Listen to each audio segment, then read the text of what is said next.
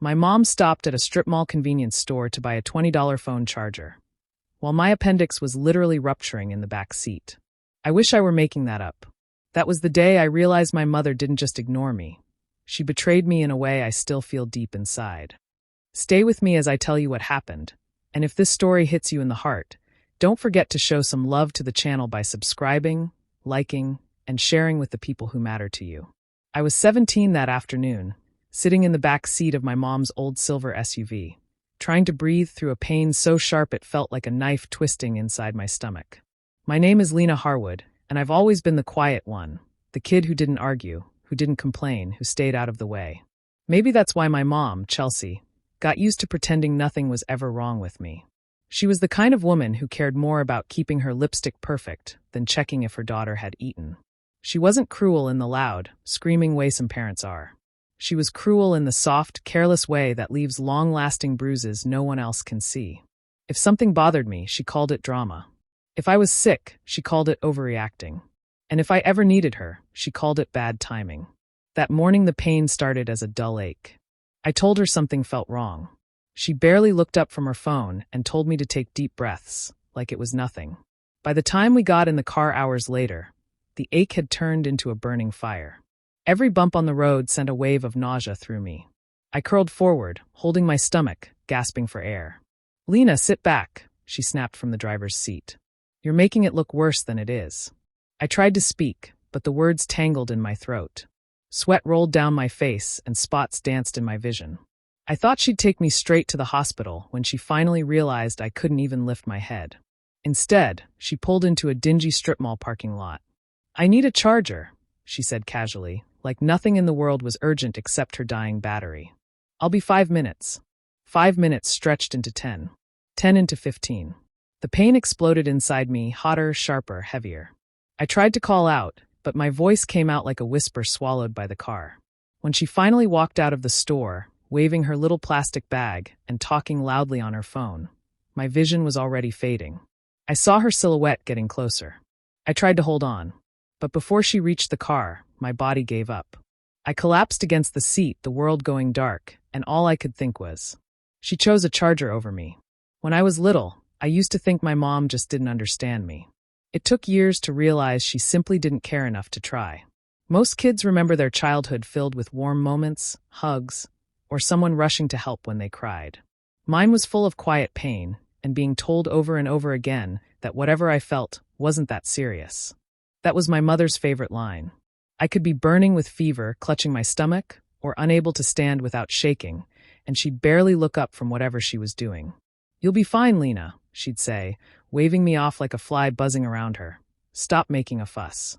When I was 9, I fainted during a school assembly. The nurse called my mom 3 times before she showed up, irritated and rolling her eyes. She probably didn't eat breakfast, she told the nurse, even though she was the one who forgot to buy groceries that week. I lay on the cot, dizzy and embarrassed, listening to her explain away my symptoms like they were nothing.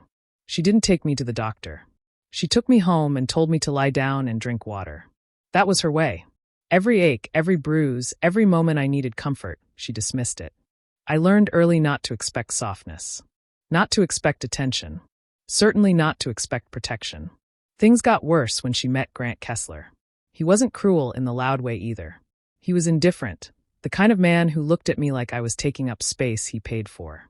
He moved into our house when I was 12, and from the first day, he made it clear he had no interest in being any kind of father figure. He didn't yell at me, didn't hit me, didn't threaten me. In some ways, that made it worse. He simply ignored me completely, like I wasn't even in the room. When Mom asked him if he thought I looked pale that winter when I kept catching colds, he didn't even lift his eyes from the TV. "Kids exaggerate," he muttered. Mom nodded like that settled everything. She didn't check my temperature. She didn't ask how I felt. She just accepted the easiest answer, the one that required nothing from her. Small conveniences always came before me. She would leave me home sick to go get her nails done. She'd tell me to walk it off when I sprained my ankle because she didn't want to drive in traffic. She once canceled my dentist appointment because she didn't feel like getting dressed. If I cried, she said I was dramatic. If I asked for help, she sighed loudly, as if my existence exhausted her. Over time, those small choices carved deep wounds. Each moment she ignored me taught me I wasn't worth the trouble. Every time she chose something simple and easy over my safety, a quiet betrayal settled into place. So when her choice of a phone charger ended with me collapsing in a parking lot, it wasn't sudden. It was the final chapter of a story that started long before that day. The pain started early that morning, a small ache low in my stomach, the kind you think will fade after a little rest. I wrapped my arms around myself and tried to breathe through it, hoping it was nothing. But instead of easing, it grew sharper, heavier, like something inside me was tightening by the minute. When I finally told my mom, she barely looked away from her laptop. "It's just cramps, Lena," she said, waving her hand like she always did when she didn't want to be bothered. "Drink some water and lie down." I tried. I really did. But the pain didn't let me rest. It built like a fire spreading through my body, burning hotter every second. By late afternoon, I couldn't stand straight. My skin felt cold even though I was sweating, and every few steps made my vision blur. I told her again, this time barely able to speak. "Mom, something's wrong." She rolled her eyes. "You always think you're dying. It's not that serious." Grant walked in as I hunched over the kitchen counter, trying not to cry. He stared at me with that same look he always had, annoyed, bothered, like my existence interrupted his air. "What's she crying about now?" he asked. "Cramps," Mom said, grabbing her purse. "She's being dramatic." He shook his head and sighed. Drama over nothing. The words stung, but what hurt more was how normal it felt. How predictable. Even as the pain twisted violently inside me, I forced myself to stay quiet. I didn't want to give them more reason to dismiss me. Mom finally said she needed to run errands and told me to come along so I could get some fresh air. By the time we got to the car, I could barely lift my foot to step in. The moment I sat down, a wave of agony hit so strong I had to grab the seat just to keep from doubling over. Sweat dripped down my forehead, and my breaths came in shaky gasps. As she drove, I pressed my forehead against the window, eyes squeezed shut. Every bump in the road shot pain through my abdomen like an electric shock. I whispered, "Please. Mom, hospital." But my voice was so weak I wasn't sure she heard me. She didn't slow down. She didn't look back. She just kept talking on her phone, complaining to someone about a sale she missed and how her charger had stopped working. When we pulled into a rundown strip mall, confusion hit me through the pain. I thought she finally understood something was wrong. I thought maybe she was stopping because she cared. But then she said, "My battery's at 2%. I need a charger." Just like that. No pause. No second glance at me curled in the back seat. I tried to reach out to her, but my arm felt numb. "Mom, please." She didn't even turn around. "I'll be quick." The door slammed, and she walked away, leaving me in the heat, shaking, barely conscious. My stomach felt like it was exploding. My vision went white, then dark around the edges. I tried to breathe, but each inhale stabbed deeper. When the pain finally surged past my limit, my body gave out. I fell sideways across the seat, the world spinning, then tilting, then disappearing completely as I collapsed in the parking lot alone. When I hit the pavement outside the car, everything sounded far away. My mom's voice, the cars, even my own breathing. I remember the heat of the ground against my cheek and the taste of metal in my mouth. Then a shadow fell over me, and a man's voice cut through the fading noise. Hey, kid. Can you hear me?" I couldn't answer, but I felt hands carefully turning me onto my back. The man, who I later learned was Elias Brandt, a carpenter who had been loading wood into his truck, shouted for someone to call 911. When no one moved fast enough, he pulled out his own phone and did it himself. "She's burning up," he said, pressing the back of his hand to my forehead. "And she's barely breathing. Hurry." Everything blurred after that. Lights, the sound of sirens, and voices growing louder. EMTs rushed toward me, their faces tightening the moment they saw my condition. One of them lifted my eyelid, checked my pulse, and muttered, "This didn't just happen. This has been going on for hours." Another EMT looked toward my mom, who had finally walked out of the store, holding her new charger like it was something precious. She seemed more surprised by the ambulance than by the sight of me on the ground. "What is going on?" she demanded, annoyed. "I was only inside for 10 minutes. Elias snapped. "She collapsed. She's been in serious pain." Why wasn't she already at a hospital? My mom immediately raised her hands defensively. "She's dramatic. She always exaggerates." I didn't think it was this serious. The EMT gave her a cold, sharp look. "Her appendix likely ruptured hours ago. She could die." Those words sliced through the haze in my brain. Even as they lifted me onto the stretcher, I turned my head toward my mom. She didn't reach for me. She didn't ask if I was scared. She didn't even walk beside the gurney. At the hospital, everything moved fast. Bright lights, rushing nurses, masks over faces. A doctor leaned over me and said, "We're taking you to surgery. Your appendix burst, and we need to act now." My mom was in the hallway arguing with a nurse, she kept saying it was cramps. She told me she was fine. Her voice was high and defensive, full of excuses that had never been true. The nurse didn't buy any of it. Meanwhile, Elias stood quietly near my stretcher, worry etched across his face. When they asked who would stay with me until surgery prep was done, my mom folded her arms and said she needed to make phone calls. Grant wasn't there. No one from my family stepped forward. Elias did. He rested a hand on the rail of the stretcher and whispered, "You're not alone. I'm right here." His voice was steady, honest, something I wasn't used to. As they wheeled me into the operating room, his face was the last one I saw, not my mother's. That was the moment I understood what real care looked like, and how deeply my own family had failed me. When I woke up after surgery, everything felt heavy, my eyelids, my body, even the air around me. The room smelled like antiseptic and warm plastic. A soft beeping filled the silence. For a moment, I didn't know where I was. Then the pain in my abdomen reminded me. I had almost died. Voices drifted in from the hallway, sharp and angry. My mom's voice came first, high and annoyed, not worried. "I don't see why this is going to cost so much," she complained. "They're acting like she had some major emergency. It's an appendix, not open-heart surgery." A nurse gently closed the door, but not fast enough. I heard every word. My stomach twisted, not from the incision, but from the familiar sting of being an inconvenience to her. I had nearly died, and she was angry about the bills. Grant's voice followed, low and irritated. "This ruined our whole weekend, Chelsea. We had plans. Now we have to sit here and deal with all this drama." Drama. Always that word. They used it like a shield to avoid feeling anything real. Tears burned behind my eyes, but I blinked them away. Crying would only prove them right. Later, when the door finally opened, it wasn't my mom who walked in. It was Elias. He carried a small bag of oranges and a warm, tired smile. "Look who's awake," he said gently, pulling up a chair. "How are you feeling?" I whispered, "Hurts," and he nodded like he genuinely cared. He didn't try to brush it off.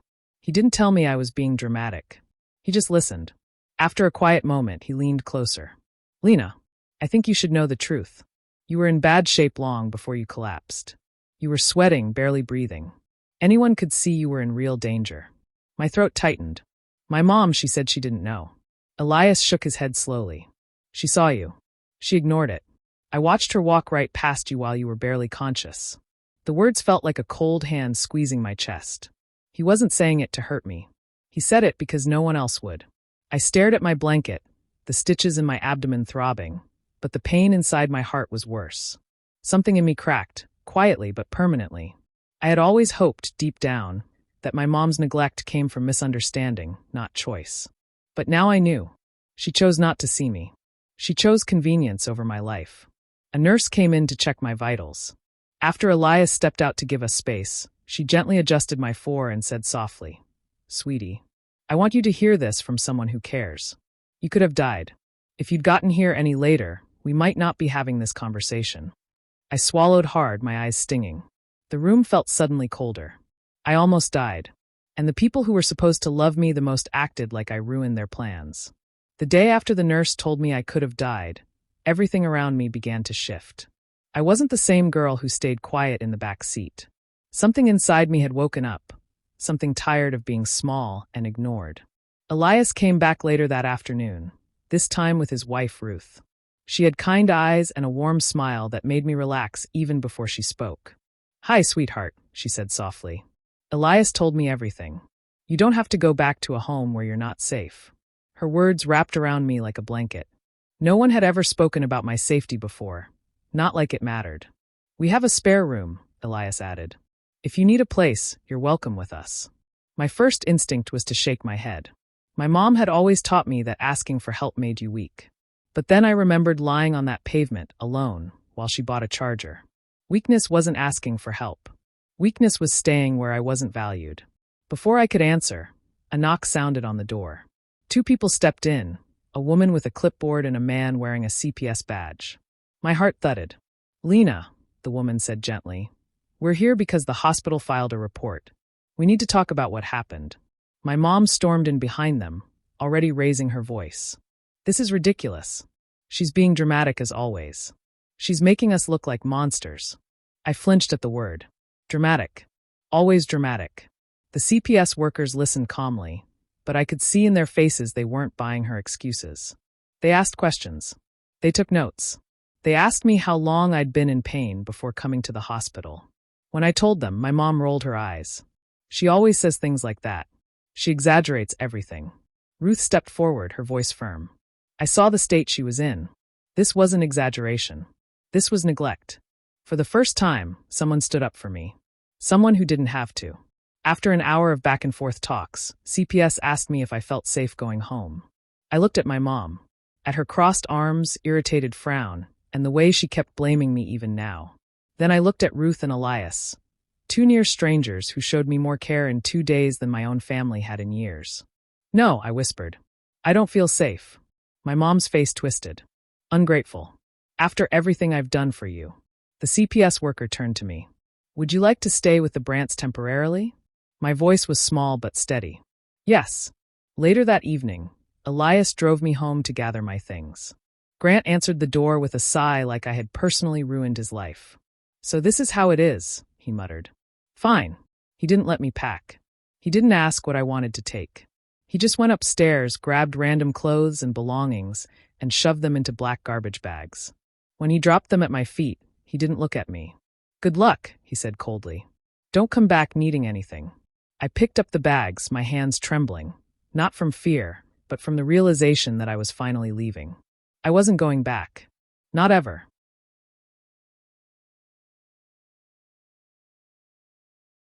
At the Brants' house, everything felt different. Quiet, steady, safe. For the first time in my life, no one sighed when I asked for a glass of water. No one rolled their eyes when I winced in pain. Ruth even set up a small desk in my room so I could keep up with schoolwork when I felt stronger. But what she really gave me was space to think, and to finally fight back. One evening, while I sat at the desk staring at the blank pages of a notebook, Ruth came in with a gentle knock.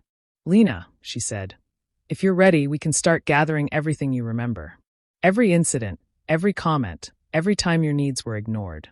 It will help with your emancipation case." The word emancipation felt heavy but hopeful. It meant freedom. It meant control. It meant finally being heard. So I opened the notebook and started writing. I wrote about all the times my mom refused to take me to the doctor because she didn't feel like sitting in waiting rooms. The nights I had fevers and she told me to sleep it off. The day she left me alone after I twisted my ankle, saying she had errands. The countless moments she chose convenience over me. Writing it all down was painful, but it was also the first time I felt power in my own hands.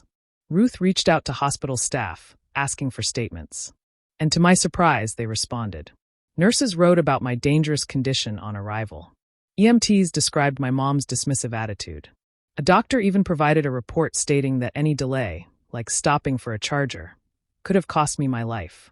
When the file was finally put together, it was thicker than I expected. It wasn't just one mistake. It was years of neglect stacked on top of each other. A few days later, CPS officially opened a deeper investigation. And that's when my mom started to unravel. She called me nonstop, leaving voicemails full of panic. "Lena, you're blowing things out of proportion. You're making me look bad on purpose. You're letting strangers take you away from your real family." Her words didn't sting the way they used to. Not anymore. Grant, however, didn't even bother with pretending to care. I overheard one of his messages on speakerphone when CPS visited the Brants' home. "Chelsea, you better fix this. I'm not getting dragged into court because your kid wants attention. Handle it." That sentence told me everything I had ever wondered about him. He didn't care about me. He didn't care about her either. All he cared about was himself. While their world began to crumble, mine slowly started to rebuild. Ruth helped me file the paperwork for medical emancipation, guiding me through every form, every signature, every detail. She didn't rush me. She didn't push. She supported. And when we finally submitted the documents, I felt a shift inside me, a quiet, powerful certainty. For the first time in my life, I wasn't just surviving. I was fighting back. Chelsea sat stiffly at the defendant's table, her fingers tapping against her knee, eyes darting around the courtroom as though searching for an exit. Lena watched her from across the room, her heart steady, her palms open on her lap. This was the moment she had replayed 1,000 times in her mind. The day the world would finally hear the truth she had carried alone for years. The prosecutor began with the medical reports. Untreated infections, missed appointments, repeated complaints of abdominal pain dismissed as attention-seeking. Each page sounded like a hammer striking wood. Chelsea shifted, first smirking, then swallowing hard when the hospital staff's sworn statements were read aloud. They described arriving to find Lena pale, vomiting, and begging for help while Chelsea browsed for a charger in the gift shop downstairs. Chelsea's attorney stood up, trying to paint her as an overwhelmed single mother doing her best. But the facade cracked fast. Under cross-examination, Chelsea's voice wavered. "She exaggerates everything," she snapped. "I didn't think she was really hurting. She always acts like the world is ending." The courtroom went silent. The judge's eyebrows lifted. The prosecutor leaned forward. "You didn't think she was hurting," he repeated slowly. "While her appendix was rupturing?" Chelsea opened her mouth, then closed it, cheeks burning with panic. She looked toward Grant, expecting support, but he only stared back coldly, jaw clenched, as if impatient for the ordeal to end. Then it was Lena's turn. She walked to the stand with a calm that surprised even her. Ruth squeezed her hand before she stepped forward, a quiet promise of safety at her back. Lena sat, folded her hands, and when asked to speak, she didn't raise her voice or cry. She simply told the truth. She told them about the nights she slept in pain because Chelsea said she was too busy to drive. The mornings she fainted in school because she hadn't eaten. The Christmas she begged for a checkup, but was told she was being dramatic. And finally, the day her appendix ruptured while her mother scrolled on her phone, insisting she was making a scene. Her voice didn't shake. But Chelsea did. By the end of Lena's testimony, the room felt completely still, as though the walls themselves were listening. Even the court reporter paused for a breath she hadn't realized she was holding. When the judge finally spoke, his voice carried the weight of finality. "Given the overwhelming evidence of long-term medical neglect," he said, "this court grants Lena Brandt full legal emancipation." He looked directly at Chelsea, whose face had drained of color. "Furthermore, this court authorizes criminal charges for willful medical neglect resulting in bodily harm." Chelsea let out a strangled noise, half gasp, half denial. But Grant only leaned away from her, distancing himself from the sinking ship. Lena stood, the weight of a lifetime lifting off her shoulders. She didn't smile. She didn't gloat. She simply breathed deep, clean, and free. For the first time, the life ahead of her belonged to her alone. Life after the court case was quieter than Lena had imagined, but it was full in ways she had never known. Living with Elias and Ruth Brandt felt like stepping into a world built for care instead of neglect. Every morning, she woke up to the smell of breakfast being made, the soft hum of conversation, and the knowledge that no one would ever dismiss her pain again. The house was simple but warm, filled with books, plants, and laughter that wrapped around her like a protective shield. Ruth helped Lena organize her room, placing her school supplies neatly on a desk and hanging pictures of calming landscapes on the walls. "This is your space," she said gently. "You deserve it." For the first time, Lena believed it. She spent hours writing, drawing, and even experimenting with small science projects that Elias encouraged. Each little success, each quiet victory, stitched together pieces of her broken confidence. Elias was always nearby, offering guidance without pressure. "You've been through a lot, Lena," he said one afternoon while they repaired a broken chair together. "But I see something in you, something that could help a lot of people someday. You should think about medicine." Lena blinked at him, unsure she could ever imagine herself as a doctor after all she had suffered. But the idea planted a seed. If she could survive betrayal and near death, maybe she could survive the challenges of helping others heal. School felt different now. Lena walked through the hallways with her head held higher, her posture more confident. She participated in class, raised her hand without fear, and started to dream about her future instead of only surviving the present. Each day, she reclaimed a little more of her identity, the quiet, observant girl who had been ignored for years, now transformed into a young woman who could be seen and heard. News of her mother and stepfather's downfall reached her gradually. Chelsea faced criminal charges, and the community she had always tried to impress turned their back on her.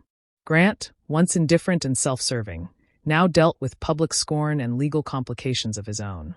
Lena didn't celebrate their failures, but she could finally breathe without the weight of fear and resentment pressing on her chest. She realized she had survived not by revenge, but by reclaiming her own life. Evenings at the Brants' home became moments of simple joy. They shared meals, told stories, and laughed over small things: a spilled cup of juice, a misread text, a clumsy attempt at a new recipe. Lena learned to trust again, to feel secure, and to accept that family could be chosen, not only inherited. Over time, she began volunteering at a local clinic, shadowing nurses and observing doctors. Each patient reminded her of herself, the ones who needed care and someone who would truly listen. Slowly, Lena understood that healing wasn't just about recovering from pain. It was about using your experience to help others. And in that journey, she found not just a new life, but a family who had chosen her, loved her, and made her feel like she truly belonged. The fluorescent lights of the emergency room flickered slightly as Lena adjusted her stethoscope around her neck. It had been years since she was a frightened teenager lying in a hospital bed, wondering if she would survive the night. Now, she moved through the ER with purpose, checking charts, speaking with nurses, and guiding patients with calm confidence. Every step reminded her of how far she had come. Then, the chaos of the ER shifted for a moment when she saw her. Chelsea Harwood, older, lines etched into her face, but still the same woman who had chosen convenience over her daughter's life. She limped slightly, clutching her wrist, and when she noticed Lena, her eyes widened with shock. For the first time, Lena saw fear in her mother's gaze, not anger, not annoyance, not entitlement. Fear. "Lena," Chelsea's voice trembled. I didn't mean for this to happen. Please, you have to help me." There was a pleading tone, a desperate attempt to manipulate the situation, to make Lena feel guilty and indebted. Lena looked at her calmly, the years of pain and neglect solidified into a quiet strength. She didn't step back, didn't flinch. Her mind flashed to that day in the strip mall parking lot, the searing pain of betrayal, the long nights of recovery, the courtroom where truth had finally set her free. All those moments had led to this, the power of choice in her own hands. "You chose a charger over me," Lena said softly but firmly, her voice echoing in the sterile ER. "I choose myself." There was no anger, no lashing out, just the pure, undeniable truth. Chelsea's mouth opened, then closed, and for a moment the room seemed still, as if the walls themselves recognized the weight of those words. She didn't wait for a response. Lena turned, her white coat swishing gently behind her, and walked down the hall toward the patients waiting for her care. Each step was a reminder that she belonged to no one but herself, that she had earned every ounce of her independence, strength, and confidence. Chelsea remained frozen, unsure whether to call after her, beg, or explain, but Lena's decision left no room for argument or guilt. Later, Lena paused outside the ER break room, letting herself breathe in the cold, antiseptic air. She thought of Elias and Ruth, of the years they had supported her, of the life she had built away from neglect and fear. Her phone buzzed with a message from a patient's parent thanking her for her guidance, and for the first time, Lena felt completely at peace. She had turned her pain into purpose. Chelsea's figure lingered in the ER windows, but Lena didn't look back. There was nothing left for her there. No apologies could rewrite the past, no pleas could undo the truth. She had survived betrayal, built a life from the ashes of neglect, and now moved forward with clarity and freedom. As Lena stepped into the evening light, the city bustling around her, she realized she had won the ultimate victory. Not through revenge or retaliation, but through living fully, honestly, and on her own terms. Chelsea and Grant no longer held power over her. Lena owned her life, her choices, and her future, and that peace, hard-earned, unwavering, and complete, was hers alone. Do you think Lena made the right choice by leaving her family and building a life on her own? Or should she have tried to mend things with her mom? Share your thoughts in the comments. I'm really curious to hear what you think. And if stories like this inspire you, make sure to subscribe and turn on notifications so you never miss a new one.